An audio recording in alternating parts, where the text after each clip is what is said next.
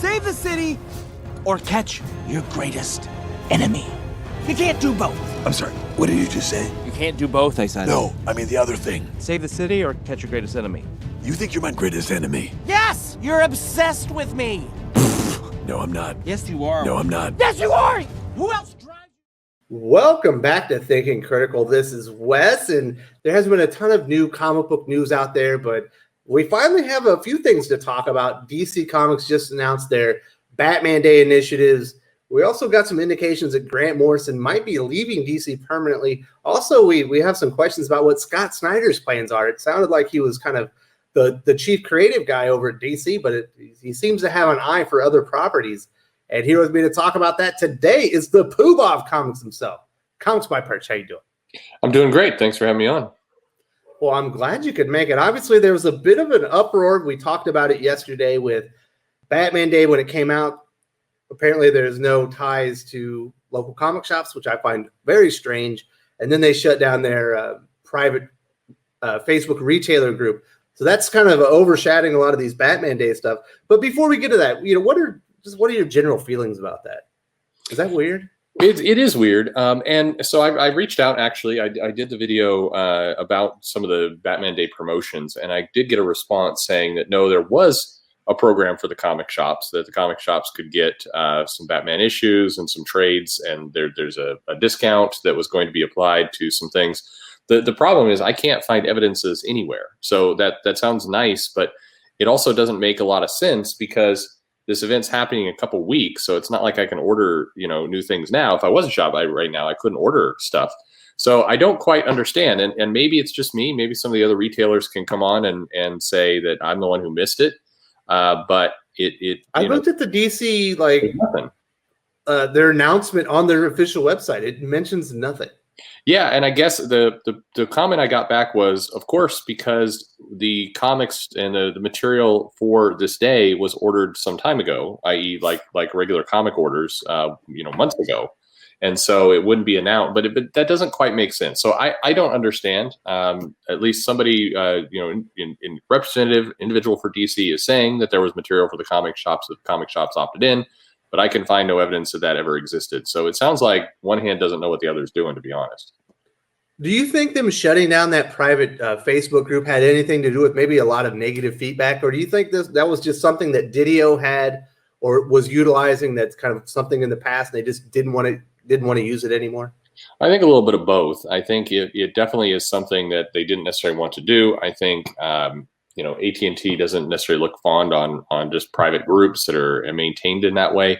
I'm sure that with all the negative comments and the material that have been flooding since the decision to move from Diamond and all the rest, I'm sure that there's an exhaustion with that entire group, and I'm sure DC doesn't want to really hear it anymore. And I think that they probably under the auspice of we want to get feedback a different way and not have it just be generalized in a Facebook group on somebody else's turf. We have official channels for that. Exactly. I think that's the reason. I think it's, an excuse to shut something down that, like you said, was Didio's. And I think they were probably never really fond of it. I would guess even Didio toward the end was not really fond of it. In general, if you're a big company and you're doing these things, it's not the best idea to have just an open forum on somebody else's site that you don't really control. You don't have the management to. Yes, you can let people in or out because it's a private group, but it on one hand, it wasn't the most helpful, useful thing. It wasn't like, back when I was in there, it wasn't like you're getting breaking news or helpful information as a retailer. I never saw anything like that. It always felt like kind of, I don't know. It was very auxiliary. So I don't know who's going to miss it now that it's gone. That said, on the other hand, it does send kind of a message from DC of, we don't really want this channel open. We don't. We're going to do things our own way, and enough is enough. Which, given some of the comments, I get. There's been some kind of really nasty, over the top things. I think the head of Mile High calling him, I think what was it? Sociopath. Yeah, I mean, who wants to? I wouldn't want to engage with that. So I get it. Plus, if somebody leaves feedback and they say, "Well, you never got back to me," there's really no mechanism for you. Like, well, so and so checked it and he did respond to you. It's Facebook. Yeah, it could be missed. No, exactly. So it's not a great PR move for DC. I think we've talked about this a bunch before. They've done some good things. Certainly, I think they've made some proactive steps. I think that's great.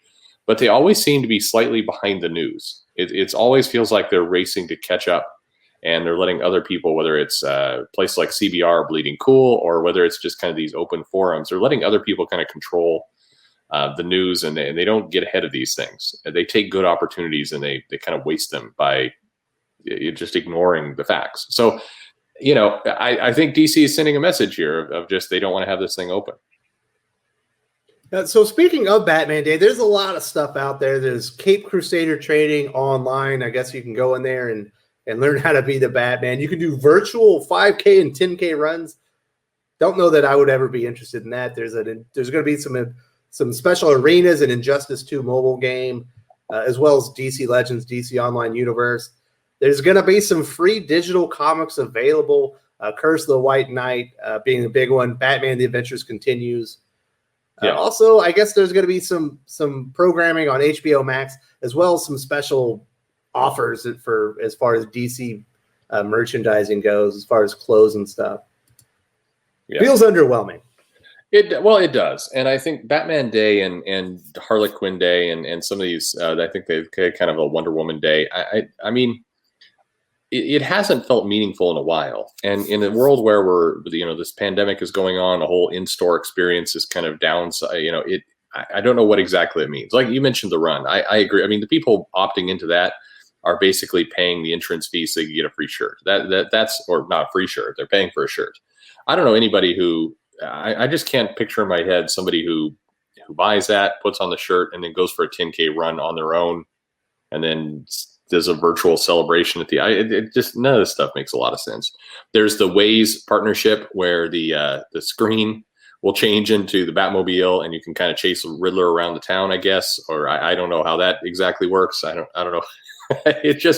I wouldn't try that in the Philippines. You might end up driving into a river or something. Yeah, I think this is a great. I don't know. It's one of those things. If you've always wanted your Ways to be themed Batman, then hey, it's your day. Good for you. You're getting something. But otherwise, yeah, it's underwhelming. It feels more than ever like a marketing gimmick. Lame marketing. I just want to call it what it is. It's lame marketing. It does. I mean, nothing cool about it. It's like. Maybe they're just forcing it too much. I mean, you can have a celebration of character or comics without having to go down this path. This just feels, does this really accomplish anything? It doesn't feel like it. Not really. So moving on to some more interesting news. We know that Liam Sharp and Grant Morrison have been doing this Green Lantern run for almost 2 years now. They're going to be like 2 12-issue runs, essentially. A lot of people have enjoyed Grant Morrison's take on Green Lantern. I personally haven't, but it's definitely tapped into the cosmic side of the character. He's done a lot of interesting things with the character. I personally have liked Liam Sharp's art much more. I think it's almost like, I don't know if I want to call it groundbreaking, but it's very, very impressive. Recently on Twitter, Liam Sharp kind of let it out the bag that once they were finished up with this Grant Morrison was finished up with their Green Lantern run, he was going to be exiting DC Comics permanently. What do you think? Does that sound right to you? Or do you think he's just plans change? Plans change. I mean, I think I think people are getting caught up on the permanently word, and that was how it was written. But I think when Grant Morrison left after the Batman run, and even after his Superman bit in the New 52, there was he's leaving DC, and of course he came back to DC. And I'm sure Grant Morrison will do more work for DC in the future. I don't think this is the end of him at DC. Maybe, but I tend to doubt it. I think that, but what's happening to Grant Morrison is the same thing that's happening to others, including, I think we're going to get into it in a second, but the allure of the creator owned and being able to own that property and put that stuff out. I think a lot of bigger name creators are saying now's the time to take that shot. And I think you see that with Grant Morrison. He also has a number of other projects teeing up. I think that as we get into the fall, the winter, we're going to see more bigger name creators make this move, because as businesses open up and as projects start shooting again, other things, there's going to be a small window where there's going to be a lot of people who are going to try and do these things. So I don't think Grant Morrison's done with DC. I do think he's going to be gone for a while. And eventually they'll lure him back with another project or an anniversary issue or something. But it does look like with Green Lantern, it's the end of him for at least a while. And it all goes back to kind of we've been talking about for quite a bit. What does DC look like in 2021? I mean, increasingly, it looks very fascinating to me of, who's running the show, what are the comics, what are the projects, what is that company going to look like next year? I think it's going to be really interesting to see. Definitely feels like it's all up in the air, and it almost feels like it kind of keys up in on one person. Well, a lot of people, but one person specifically, and that is Scott Snyder, who's kind of been elevated. I think might be one of the few exclusive DC Comics creators left as far as writers right now. Yeah. It appeared that he was going to be taking a much bigger role as far as creative. We know that he kind of adjusted some things with DC, Dark Knight's Death Metal to include other facets of DC Comics' future. He kind of wanted it to be standalone, but now it includes other things as far as launching DC into the future. 5G's kind of been pushed to the side in favor of this, but is Scott Snyder a DC guy? It feels like he's got a lot of irons in the fire for other projects. Obviously, we do know he had Nocturnal. I guess the name got changed to Nocterra because not enough people were understanding the Nocturnal and Eternal mashup of the word. But he also announced that he's got 2 other unnamed projects with Francis Manupal and Jock. Obviously, he's worked with Francis Manupal on No Justice, Justice League No Justice, the big mini event that launched his Justice League title. Also, he's worked with Jock, Batman Who Laughs miniseries. My personal favorite Scott Snyder story of all time is Black Mirror. So he's had some work with those 2 artists a lot in the past, and he's going to be doing other projects with is it Best Jacket Press? Yeah, that's right. Named after his 2 kids. Yeah. Best Jacket Press, his new line of comics. Doesn't appear that those are associated with DC. Obviously, Nocterra is going to be Image. Like, is Scott Snyder kind of easing his transition out of DC? Almost feels like it. It a little bit. I mean, he did say, going forward, he's going to focus on some creator-owned projects. He's been saying that pretty consistently for 2-3 months now, that he was going to take this route. He's going to take a step back from superheroes. He obviously still has his position in DC and his role, and I think there's probably some eyes at DC that definitely value kind of his organization and how he pulls things together and gets talents on books. So I think we're going to see a Scott Snyder that's a little bit more behind the scenes at DC, maybe help coordinate and organize and get talent on books and tee some things up. That's what he seems to be kind of gravitating to at DC, and it makes some sense if you're trying to elevate kind of some new talents up. Makes sense he'd take that role. I think with all the changes that have taken place and where they sit in 2021, where Scott Snyder ultimately lands up is going to be interesting. But yeah, he's definitely going to have, it looks like 3 books, at least to in the relatively near future that are all creator owned. I suspect still has Undiscovered Country. Still has Undiscovered Country. I think they'll all wind up with Image. I think they'll all be there, and I think we'll see kind of what he looks like. But I think following Death Metal, we'll see a lot less out of Scott Snyder publicly for at least 6 months or so at DC. I'm sure, kind of like Grant Morrison, I think another project will kind of find its way onto the table for him, and they'll do some press, or he'll do things like Last Night on Earth, which, some limited runs that kind of out of continuity or Black Label. I think that still is quite likely. It feels like the new DC and kind of what the projects they like to push and go with. They really like that Black Label format, and I'm sure with sales for 3 Jokers and other things, they're going to do more and more of those type of projects, things that are maybe high prestige, good creators on them, out of continuity, can kind of help happen in limited runs. It feels like we're going to get a much slimmed down assortment of ongoing monthly titles, and an increase in projects like Harleen and not obviously not with the penis, but Batman Damned and other pieces. Last Night on Earth, 3 Jokers. It just feels like we're going to get a lot more of those projects and probably less ongoing monthlies, and that'll be DC for a while. Sounds like a lot of Batman and Batman related characters. Yeah. Well, yeah. I mean, I think that they are looking at that and saying that's what makes the money. The interesting piece, of course, in all this is, what happens to Bendis and all of his projects, and are people asking inside of DC?